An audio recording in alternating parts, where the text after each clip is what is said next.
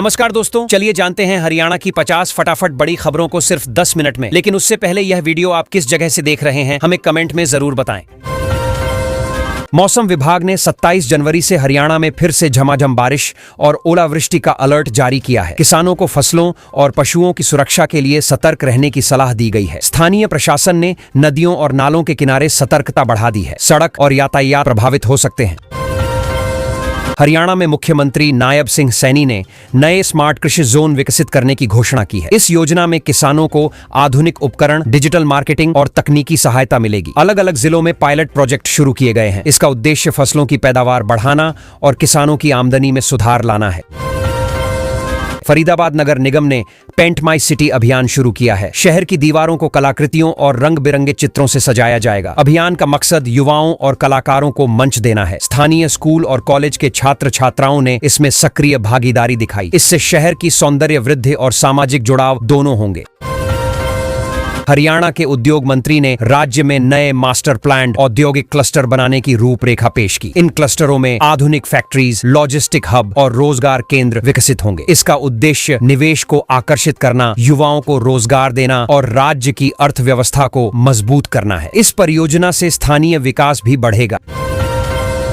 फरीदाबाद में बुढ़िया नाले पर पुल बनाने के लिए नया मास्टर प्लान तैयार किया गया। ग्रीनफील्ड और सेक्टर 45 को जोड़ने वाला पुल यातायात को सुगम बनाएगा। सर्वेक्षण कार्य आज पूरा हुआ। इससे रोजाना ट्रैफिक की समस्या कम होगी, आपातकालीन सेवाओं की पहुंच बेहतर होगी और क्षेत्र में आर्थिक गतिविधियों में भी तेजी आएगी। कक्षा 1 में प्रवेश के लिए शिक्षा विभाग ने 6 साल की उम्र अनिवार्य कर दी। सभी स्कूलों को निर्देश दिए गए हैं कि नियम का कड़ाई से पालन करें। इस कदम का मकसद बच्चों की मानसिक और शैक्षणिक तैयारी को बेहतर बनाना है, ताकि उनकी पढ़ाई मजबूत नींव पर खड़ी हो और शिक्षा में गुणवत्ता बढ़े।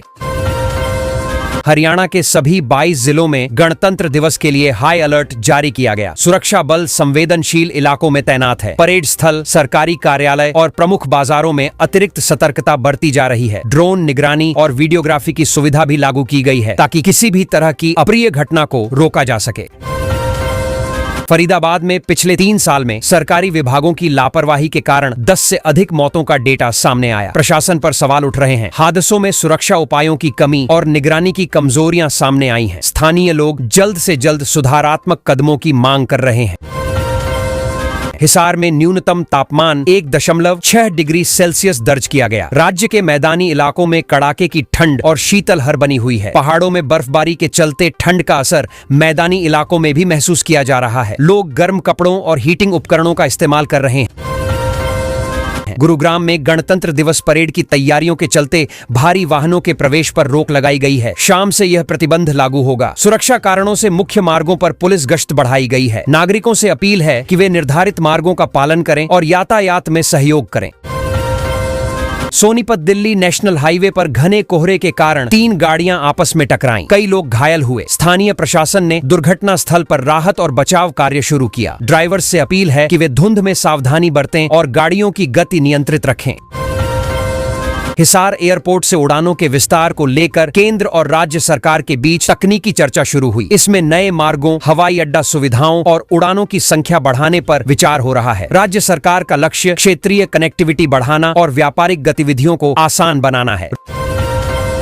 रोहतक पुलिस ने अवैध हथियार तस्कर गिरोह का भंडाफोड़ किया। भारी मात्रा में हथियार बरामद किए गए। पुलिस ने बताया कि तस्करी के पीछे कई बाहरी नेटवर्क भी हैं। मामले की जांच जारी है। इस कार्रवाई से क्षेत्र की सुरक्षा और कानून व्यवस्था में सुधार की उम्मीद बढ़ी है। सिरसा और फतेहाबाद जिलों में नशा मुक्त हरियाणा अभियान के तहत जागरूकता रैलियां निकाली गईं। युवाओं को नशे के दुष्प्रभाव और सामाजिक जिम्मेदारी के बारे में जानकारी दी गई। पुलिस और स्थानीय एनजीओ ने मिलकर कार्यक्रम आयोजित किया। अभियान का मकसद प्रदेश में नशे की समस्या को कम करना है। अंबाला पुलिस ने गुप्त सूचना के आधार पर अवैध शराब की बड़ी खेप पकड़ी। आरोपी को गिरफ्तार कर आगामी कार्रवाई शुरू कर दी गई। पुलिस ने कहा कि अभियान लगातार जारी रहेगा। स्थानीय लोगों को नशे और अपराध से बचाने के लिए सतर्कता बढ़ाई जा रही है। डीजीपी हरियाणा ने सभी पुलिस कप्तानों को रात के समय गश्त तेज करने के निर्देश दिए। इसका उद्देश्य अपराध पर नियंत्रण रखना और नागरिक सुरक्षा बढ़ाना है। शहर और ग्रामीण क्षेत्रों में पेट्रोलिंग बढ़ाई गई है। पुलिस अधिकारियों को जरूरत पड़ने पर त्वरित कार्रवाई के लिए अलर्ट रहने के निर्देश भी दिए गए। ठंड और कोहरे के कारण बिजली की मांग बढ़ गई है। ग्रामीण इलाकों में कट के चलते लोग परेशान हैं। बिजली विभाग ने अलर्ट जारी कर रखा है। नागरिकों से अपील की गई है कि वे बिजली बचत के उपाय अपनाएं। शहरों में भी उच्च मांग को ध्यान में रखते हुए मॉनिटरिंग की जा रही है। सरस्वती महोत्सव का समापन कुरुक्षेत्र के पेहोवा में हुआ। नदी पुनरुद्धार की नई परियोजनाओं की आधारशिला रखी गई। इस अवसर पर स्थानीय लोग और श्रद्धालु मौजूद रहे। आयोजन का उद्देश्य नदी संरक्षण, संस्कृति और शिक्षा को बढ़ावा देना है। हरियाणा सरकार ने कई HCS अधिकारियों के तबादले और नई नियुक्तियों के आदेश जारी किए। प्रशासनिक बदलाव से सरकारी कार्यकुशलता बढ़ाने और क्षेत्रीय संतुलन बनाने का प्रयास किया गया है। अधिकारियों से अपेक्षा है कि वे नए क्षेत्रों में तुरंत काम करना शुरू करें और सरकारी योजनाओं को प्रभावी बनाएं। पंचकूला प्रशासन ने सरकारी जमीन पर किए गए अवैध निर्माणों को ढाने की कार्रवाई की। नागरिकों से अपील की गई कि वे नियमों का पालन करें। प्रशासन का उद्देश्य अवैध कब्जा रोकना और भूमि सुरक्षा सुनिश्चित करना है। यह कार्रवाई शहर के नियोजित विकास और कानून व्यवस्था बनाए रखने के लिए की गई। हरियाणा के किसानों ने MSP और बकाया मुआवजे को लेकर छोटी बैठकें की। कुछ जिलों में स्थानीय किसान संगठनों ने चर्चा की। किसानों ने सरकार से उचित समाधान और समयबद्ध भुगतान की मांग की। प्रशासन ने किसानों को आश्वस्त किया कि उनकी समस्याओं पर ध्यान दिया जाएगा और समाधान जल्द होगा। हरियाणा के IT सक्षम युवाओं के लिए नए वेतन भत्ते लागू करने की प्रक्रिया शुरू हुई। इसका उद्देश्य प्रतिभाओं को राज्य में बनाए रखना और टेक्नोलॉजी सेक्टर में रोजगार बढ़ाना है। सरकार ने कहा कि नए नियम से वेतन संरचना पारदर्शी और प्रतिस्पर्धी होगी। हरियाणा के कबड्डी खिलाड़ियों ने नेशनल चैंपियनशिप के लिए ट्रायल प्रक्रिया में भाग लिया। खिलाड़ियों की चयन प्रक्रिया में फिटनेस और कौशल पर जोर दिया गया। खेल विभाग ने कहा कि राज्य का उद्देश्य राष्ट्रीय स्तर पर प्रतिस्पर्धा में नाम कमाना और खिलाड़ियों को बेहतर अवसर देना है। SYL नहर के मुद्दे पर राजनीतिक बयानबाजी फिर तेज हो गई। विपक्षी दलों ने सरकार को घेरा। मुद्दे पर राज्य भर में चर्चा जारी है। सरकार ने कहा कि तकनीकी और कानूनी पहलुओं को ध्यान में रखते हुए हल निकाला जाएगा। विवाद का समाधान लंबित है, लेकिन बातचीत जारी है। गुरुग्राम और फरीदाबाद में ठंड और कोहरे के कारण एयर क्वालिटी इंडेक्स खराब श्रेणी में पहुंच गया। नागरिकों को मास्क और प्रदूषण कम करने वाले उपाय अपनाने की सलाह दी गई। सरकारी विभाग लगातार स्थिति की निगरानी कर रहा है और आवश्यक कदम उठा रहा है। स्वास्थ्य विभाग ने प्रदेश के अस्पतालों में 3000 नए डॉक्टरों के पद सृजित करने का प्रस्ताव सरकार को भेजा। इसका उद्देश्य स्वास्थ्य सेवाओं की गुणवत्ता बढ़ाना और मरीजों को बेहतर इलाज सुनिश्चित करना है। विभाग ने कहा कि भर्ती प्रक्रिया जल्द शुरू होगी। हरियाणा सरकार ने IT सक्षम युवा योजना के अंतर्गत अनुबंध पर कार्यरत युवाओं के लिए वेतन वृद्धि और भत्तों से जुड़े नए नियम लागू कर दिए हैं। सरकार का कहना है कि इससे तकनीकी क्षेत्र में काम कर रहे युवाओं का मनोबल बढ़ेगा और उन्हें स्थिर आय सुरक्षा मिलेगी। सभी विभागों को तुरंत पालन के निर्देश दिए गए हैं। मुख्यमंत्री नायब सिंह सैनी ने नारनौल में घोषणा की कि राज्य में जल्द ही 60,000 नई सरकारी भर्तियां शुरू की जाएंगी। इन भर्तियों में पुलिस, शिक्षा, स्वास्थ्य और तकनीकी विभाग शामिल होंगे। सरकार ने भर्ती प्रक्रिया को पारदर्शी और समयबद्ध बनाने का भरोसा दिया है ताकि युवाओं को रोजगार के बेहतर अवसर मिल सके। पानीपत में अंतर्राष्ट्रीय स्तर का टेक्सटाइल संस्थान स्थापित करने की घोषणा मुख्यमंत्री द्वारा की गई है। इस संस्थान में आधुनिक मशीनरी, रिसर्च सेंटर और डिजाइन हब विकसित किए जाएंगे। सरकार का उद्देश्य हरियाणा को टेक्सटाइल उद्योग का प्रमुख केंद्र बनाना और स्थानीय युवाओं को तकनीकी प्रशिक्षण देकर रोजगार उपलब्ध कराना है।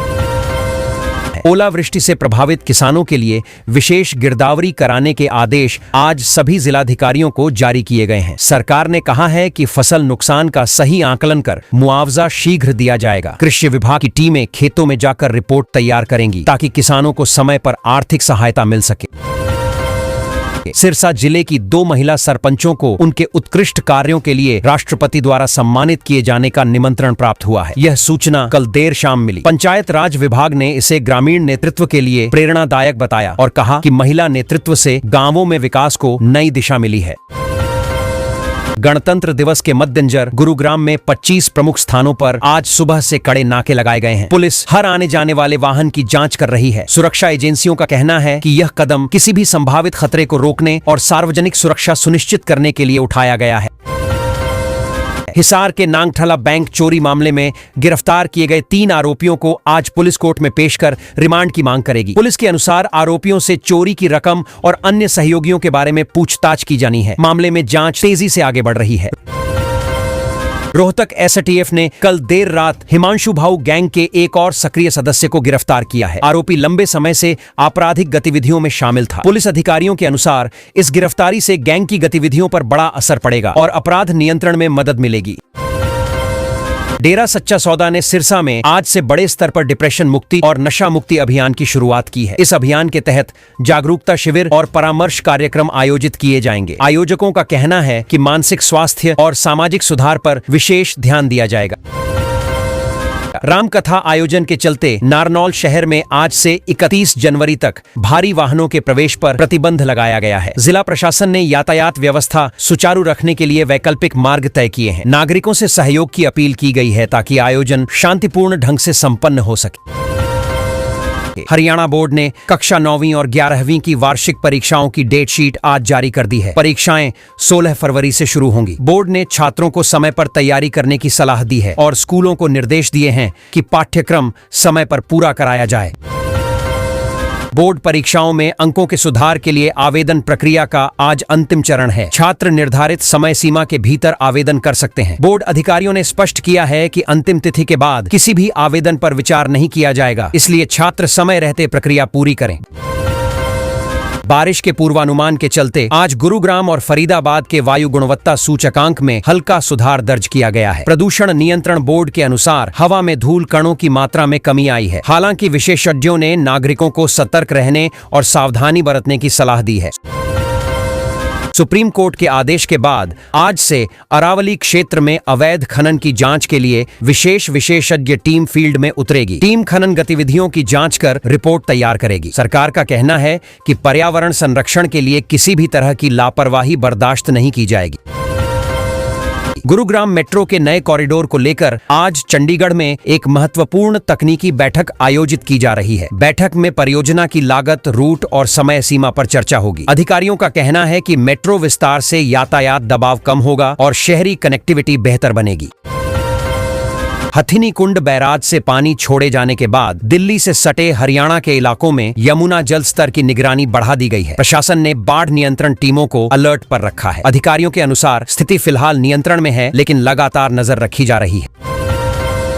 कल रात रोहतक में महसूस किए गए हल्के भूकंप के झटकों के बाद आज आपदा प्रबंधन विभाग ने पुरानी और जर्जर इमारतों का सर्वे करने के निर्देश दिए हैं। अधिकारियों ने कहा कि किसी भी संभावित खतरे से निपटने के लिए एहतियाती कदम उठाए जा रहे हैं और नागरिकों को घबराने की आवश्यकता नहीं है।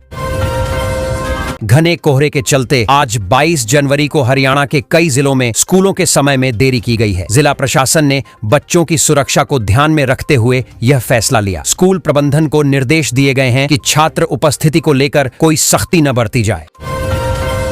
हरियाणा बिजली वितरण निगम ने डिजिटल पेमेंट को बढ़ावा देने के लिए आज से नई प्रोत्साहन योजना शुरू की है। उपभोक्ताओं को ऑनलाइन बिल भुगतान पर अतिरिक्त लाभ मिलेगा। निगम का कहना है कि इससे नकद लेन देन कम होगा, पारदर्शिता बढ़ेगी और बिजली बिलिंग प्रणाली अधिक आधुनिक बनेगी। मौसम विभाग ने आज दोपहर से हरियाणा के कई जिलों में गरज चमक के साथ बारिश और तेज हवाओं का अलर्ट जारी किया है। विभाग के अनुसार पश्चिमी विक्षोभ के कारण मौसम में बदलाव देखने को मिलेगा। किसानों को सलाह दी गई है कि वे फसलों को सुरक्षित रखने के लिए आवश्यक सावधानी बरतें।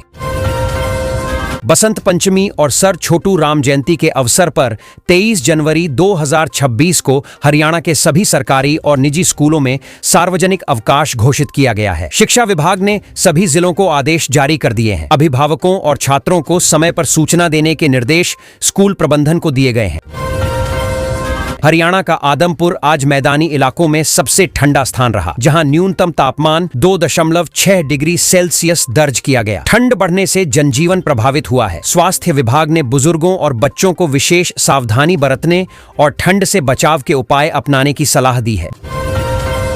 बीजेपी के नव नियुक्त राष्ट्रीय अध्यक्ष नितिन नवीन ने दिल्ली में हरियाणा भाजपा के कोर ग्रुप के साथ पहली रणनीतिक बैठक की। बैठक में संगठनात्मक मजबूती और आगामी चुनावी रणनीति पर चर्चा हुई। पार्टी सूत्रों के अनुसार राज्य में सक्रियता बढ़ाने और जमीनी स्तर पर काम तेज करने पर जोर दिया गया। हरियाणा भाजपा प्रदेश अध्यक्ष मोहन लाल बड़ौली ने पुष्टि की है कि 27 जनवरी को पंचकूला में प्रदेश कार्यकारिणी की महत्वपूर्ण बैठक आयोजित होगी। बैठक में संगठन विस्तार, कार्यक्रमों की समीक्षा और आगामी राजनीतिक गतिविधियों पर चर्चा की जाएगी। सभी वरिष्ठ नेताओं को बैठक में उपस्थित रहने के निर्देश दिए गए हैं।